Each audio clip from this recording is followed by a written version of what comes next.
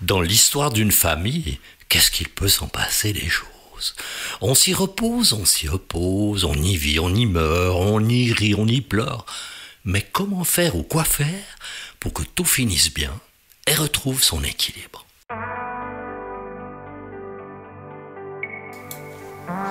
Bienvenue sur Allô la vie, le podcast qui te dit tout sur le Jésus de l'Évangile, cet Évangile qui bouleverse depuis 2000 ans des millions de vies, dont la mienne. Je m'appelle Mathieu M. Avec mes invités, je désire te communiquer l'espérance qu'ont fait naître en nous l'exemple extraordinaire de Jésus et sa passion sans limite pour les êtres humains. À toi qui rêves d'un port sûr où amarrer le bateau de ton existence, à toi qui rêves d'une nouvelle manière de vivre, ce podcast est pour toi. Réjouis-toi donc à l'écoute de Allô la vie, tout sur Jésus.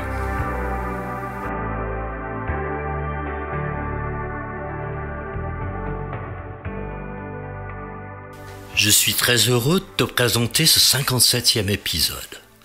Après la pause estivale, j'ai eu la grande joie de constater que l'écoute de l'émission Allô la vie grandit actuellement, ceci autant dans les pays francophones que non francophones. Imaginez que toi qui vis quelque part en Afrique, ou en Asie, ou en Amérique, ou encore en Europe, tu as accès à ce podcast traduit dans ta langue. Ça me rend plein de courage pour la suite.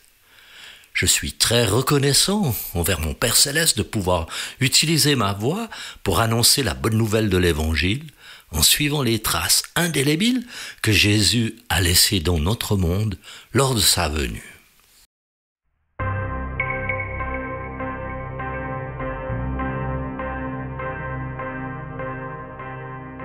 Il y a quelques années, après avoir beaucoup témoigné de ma foi en Jésus par différents moyens présentiels, dans les rues des villes, dans les salles de spectacle, par des chants, par des pièces de théâtre, par des entretiens personnels aussi, je me suis demandé si ma voix pouvait encore se faire entendre dans la société, auprès de qui et comment. Je ressentais cet appel de m'adresser à celles et ceux qui ressentent le besoin de grandir intérieurement, sans savoir d'où vient vraiment ce besoin. Un peu comme ces scientifiques qui traquent dans l'immense cosmos les origines de la vie et suspectent finalement que la réponse pourrait ne pas se trouver très loin d'eux. Vaste débat, n'est-ce pas? J'hésitais donc devant la multitude des voix qui s'élèvent partout et tout le temps sur des sujets divers et variés. Jusqu'au jour où j'ai pris ce conseil en pleine face. Pourquoi resterais-tu hésitant? Si tu penses simplement à une seule personne qui pourrait être aidée parce que tu as vécu toi-même et qui va en être privée si tu ne le lui racontes pas, hésiterais-tu encore longtemps? Ou alors si tu te tais, à qui cela ne pourra pas profiter en termes d'encouragement, d'espoir, de guérison?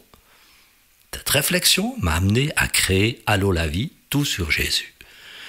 Puisses-tu être comme moi inspiré par ce conseil et prendre ta place dans la nouvelle séquence témoignage. L'idée est très simple, raconte ce que Jésus a guéri, changé dans ta propre vie. Ce que tu as vécu prouvera au monde que Dieu se manifeste encore aujourd'hui à ceux qui veulent croire en lui. J'en inclurai certains de manière anonyme dans mes prochains épisodes. Pour cela, écris-moi simplement à l'adresse email mathieu.m@bluewin.ch que tu retrouves dans les références en dessous. Luc l'évangéliste nous rapporte la parabole de l'enfant prodigue, une des paraboles de Jésus qui est des plus connues et des plus commentées. C'est une histoire de famille comme il y en a tant, il va s'agir de partage, d'héritage.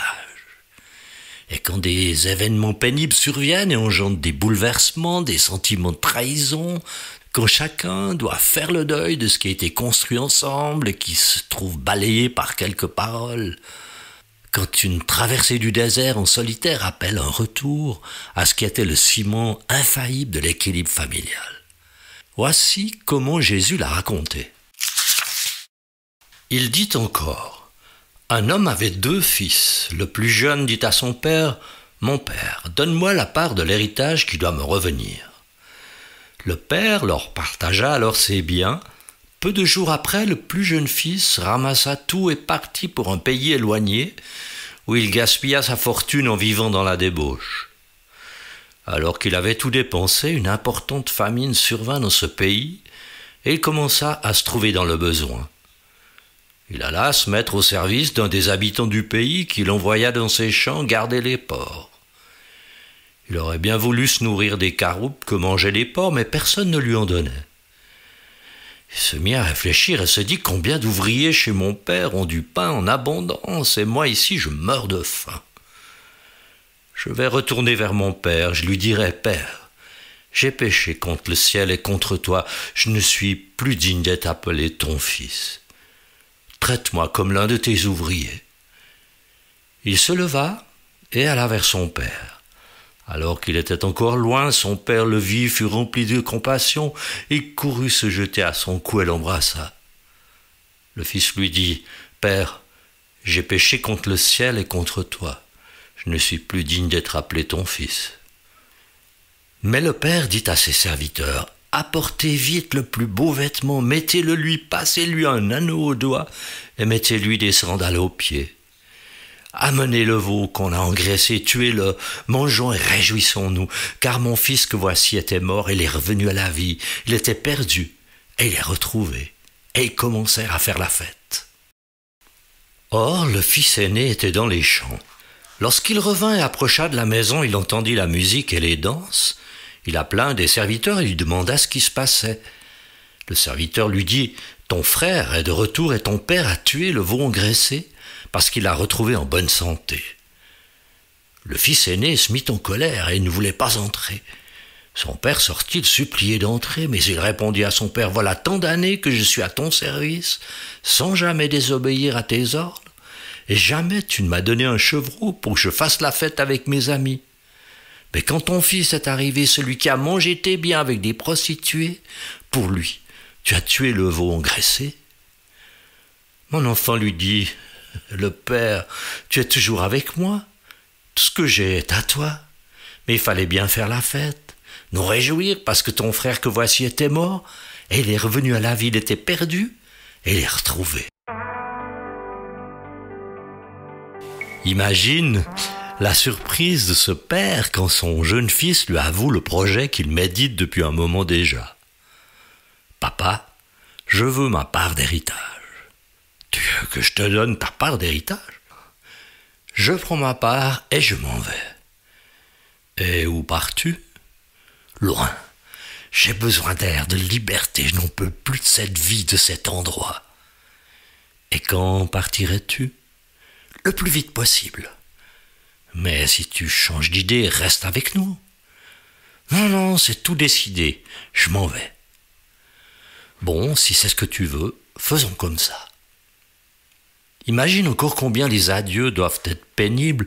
Le père est déchiré, le fils aîné amer, tandis que le plus jeune est tout heureux de faire enfin ce qu'il a envie, partir vers sa liberté. Croit-il ?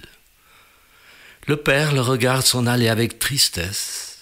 Le fils aîné l'insulte. « Salaud, tu nous abandonnes. » Le jeune fils se réjouit. « Ah, enfin libre, à moi la belle vie, la fête et la liberté, enfin !»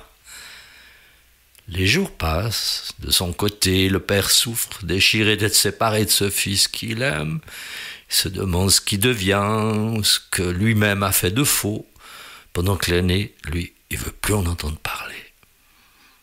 Là-bas, très loin, la fête bat son plein. Le jeune fils a plein de nouveaux amis, il dépense à tout va, il se vautre dans la débauche avec des prostituées qui lui font dépenser tout ce qu'il a. Et un jour, un réveil brutal. Il s'aperçoit qu'il n'a plus un sou. Il se retrouve seul et sans amis, bien sûr, sa fortune envolée, la fête est finie. Coup dur, un malheur n'arrivant jamais seul, la famine tombe sur le pays où s'est installé le jeune fils. Ruiné, esclave, amer, ainsi se termine son choix de vivre libre, sans contrainte, loin de sa famille. Et dans cette situation, Que va faire ce malheureux?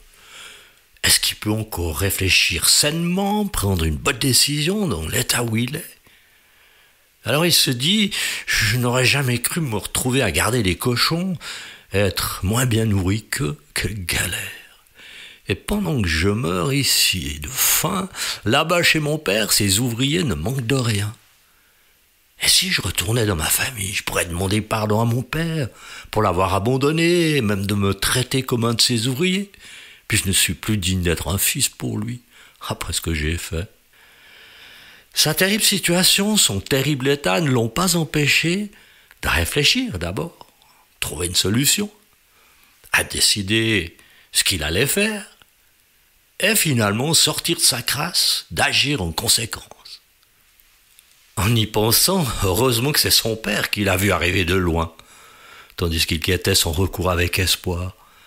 Parce que si tu imagines que ce soit son frère aîné qui l'ait vu en premier, l'accueil aurait été bien différent, avec la colère qu'il cultivait en lui, n'est-ce pas? Heureusement, son père compatissant se réjouit de son retour. Il est ému de compassion, voyant son triste état. Il le réhabilite. Il remplace ses harnes par un habit luxueux. Il lui passe un anneau au doigt, en signe d'adoption, et des sandales aux pieds, pour qu'il marche dans un nouveau chemin. Et la fête commence. Non pas une fête de débauche comme le fils en a vécu beaucoup, mais une fête spéciale de réconciliation. Pour le célébrer, lui qui était mort, mais revenu à la vie, perdu, mais retrouvé, enfin dans le véritable amour que son père lui porte. On peut souvent se demander pourquoi Jésus raconte autant de paraboles. Tout d'abord, je crois qu'il veut capter l'attention des gens sur son message, et non pas seulement sur des miracles extraordinaires qu'il accomplit. Il n'est pas en représentation dans un show pour recueillir des ovations, se faire une clientèle. C'est tout autre chose, car il connaît les moindres besoins des foules qui viennent à lui. D'ailleurs, dans cette parabole, il donne une merveilleuse leçon. C'est une leçon d'amour. Montrer comment aimer s'apprend, se pratique, se manifeste. C'est le message central que Jésus apporte au monde, et il t'apporte à toi aujourd'hui, avec cette magnifique parabole. Comment aimer?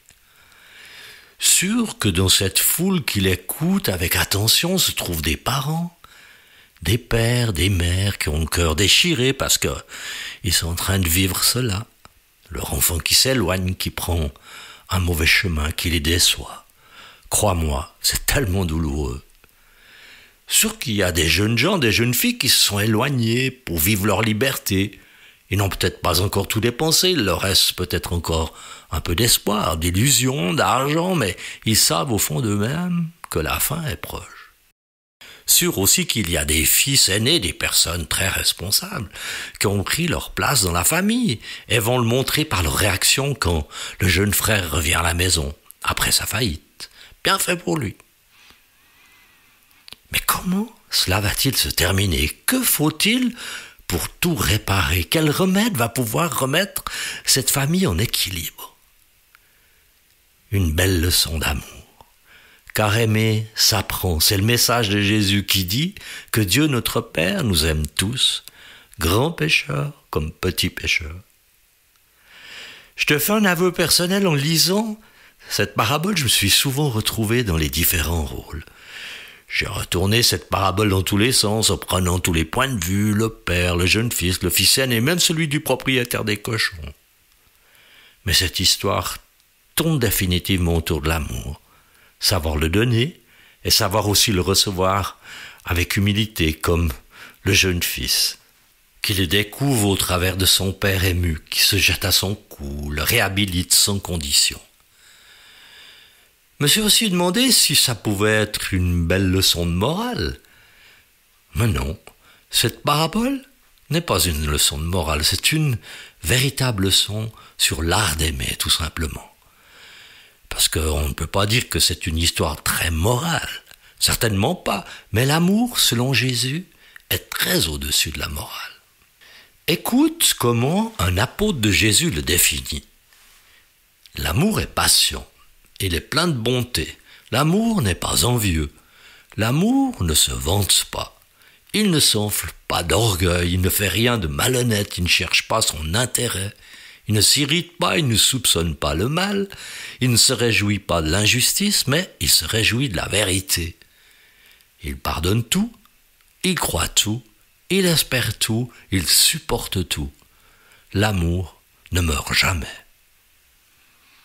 Le jeune fils n'a pas appris ce qu'était l'amour dans les bras des prostituées qu'il a fréquentées, mais dans les bras d'un père aimant qui l'a attendu, l'a accueilli à son retour, sans le juger ni le condamner, mais en se réjouissant de le revoir en vie, en lui témoignant un véritable amour non pas intéressé comme ses compagnons de débauche, mais totalement désintéressé. Et pour finir, comme souvent, j'ai une question. Est-ce que cette parabole parle de relations familiales entre êtres humains? Oui, certainement. Mais Jésus veut aussi montrer le type de relation que notre Père du ciel entend développer avec chacun personnellement, dont toi.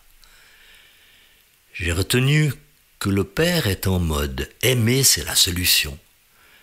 Le fils perdu est retrouvé, il était mort, il est revenu à la vie, je l'aime tant que je lui pardonne tout.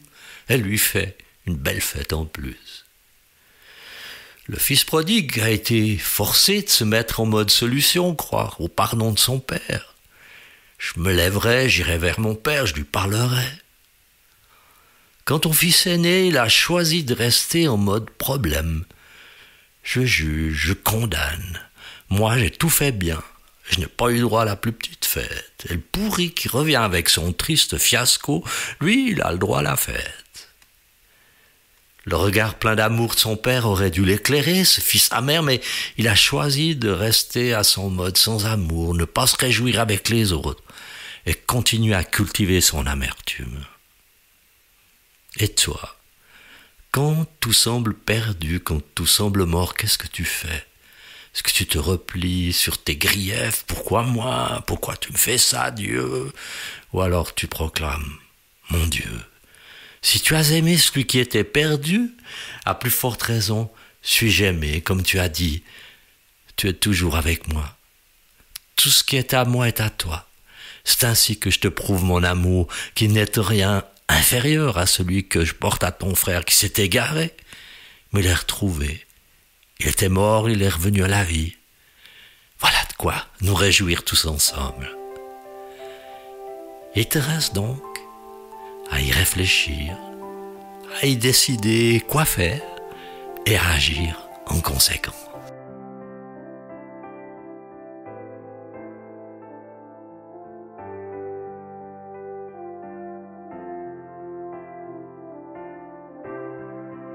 Voilà, c'est la fin de cet épisode.